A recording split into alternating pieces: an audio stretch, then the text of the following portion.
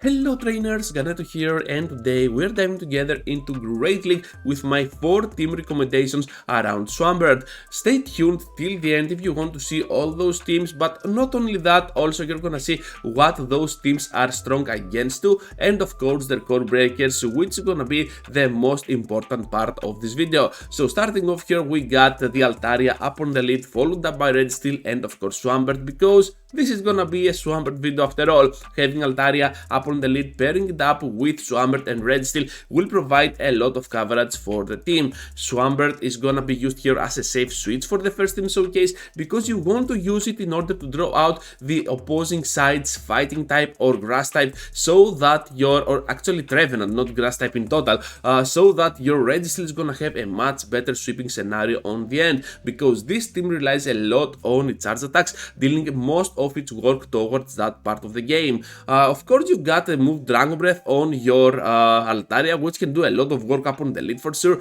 able to erase down some certain opponents. And trust me, if you switch out to your Swampert, most of the times you're gonna draw out either the Trevenant or a fighting type, something like a Medicham for example, because everyone wants those Pokemon out of Altaria's way, so that your Red Steel is gonna be on a very good spot overall. I really like the synergy between those picks, and of course you're gonna see that in no time you're gonna take those shields out of the game, so that your Red Steel, or sometimes eventually you're gonna rely on your Swampert to sweep the entire match with that amazing moveset that it has. We're gonna talk about Swampert in a while, a little bit more thorough. So now let's see the core breaker, because it is gonna be the Walrein, able to wall down completely that matchup with Altaria. Has a very good matchup against Swampert, and of course the Earthquake can still threat the Red Steel. However, a pure Zap Cannon can destroy down the Walrein. You got the Earthquake from your Swampert, and of course with Altaria you might be on a little bit of struggle, but with a little bit of rotation you can get that energy ahead of your Walrein. You can still threat it on the end game, so it's all up to you, but I think that even Walrein can be a completely passable core breaker for this line.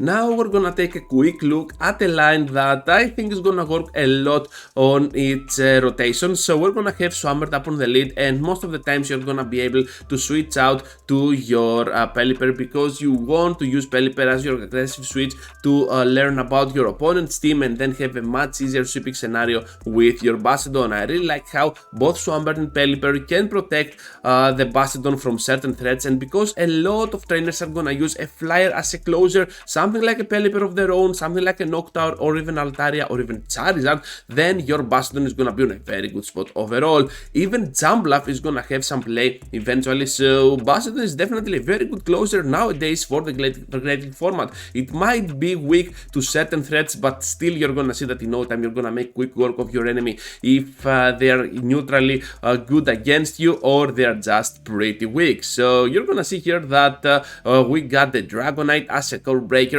Of course, Dragonite can work pretty well against Swampert and Pelipper, but still is a pretty glassy mon, meaning that even a double Hydro Cannon can threat it to no HP. So smacking it down, of course, is gonna be your main way to go, but the other Pokemon can still hold on to this matchup. This team is extremely good, I really like it, and I recommend to you trainers. And as we're moving now into the next one, we are met up with a line that is pretty popular for the Great League format. We're having the best core of the game, the Skarmory and the Swampert, since Season 1, and this team doesn't get a lot of high scores on PvPoke, but still you can get there with proper rotation. So we're looking at a line that relies a lot on switching around, and of course Skarmory up on the lead is mainly gonna focus on the opposing grass type or the fighter. If you do not get one of those two up on the lead, well, be sure that you are gonna safe switch out to your Shadow Drapion, because Shadow Drapion is gonna be the main key for this team to success. You can always use the regular one, but Shadow Drapion is gonna perform slightly better here, especially on some critical matchups where you can two-shot down most of those Pokemon. With Medicham being the most characteristic one, since you can definitely destroy it down and have the upper hand over your enemy, flipping around that very bad lead that that you might have with your Skarmory. As a closer, I really like Swampert because it has access to Earthquake, and if you have a Shadow Swampert, just be sure that you can use it as well, because the Shadow backline is gonna be the best thing that you can do Shadow wise on Great League. Shadow Swampert with the Earthquake, it's pretty deadly, and of course even with the Hydro Cannons, when resisted, they are still doing a lot of damage on the entire meta. You're gonna see that this team is gonna work a lot, not only on synergy but on coverage, since the two Pokemon up on the lead and at the back, the Drapion and the Skarmory, can protect that Swampert with that grass coverage, and in no time you're gonna make quick work of the enemy. Core breaker of this line, none other than Bastiodon, because it can simply hold down Skarmory, has a very good matchup against Drapion, but it will struggle for sure against your Swampert. So definitely core breaker, but not one that you cannot finish off with ease. Into the final one now, and we're having an amazing line here with the Stunfisk up on the lead, followed up by Noctowl and Swampert. So I really like Stunfisk up on the lead. These days is gonna be used less as a tank but more like a generalist, as it's gonna be able to cover a lot of things in the meta, and it can still get nuked down. So working with shields with your Stunfisk is gonna be a very nice option if you want to have that lead advantage. And I think that having the lead advantage with this line over that switch advantage is gonna be the best choice that you can do. So don't hesitate using your shields up on the lead or on the switch to flip around that very bad lead that you might have with your Noctowl, since Noctowl is gonna be able to do a lot of work on the switch, able to even finish off its counter. Something like a Stunfisk, for example, with your Shadow Balls can still destroy it down, and of course the final Sky Attack can finish off the work.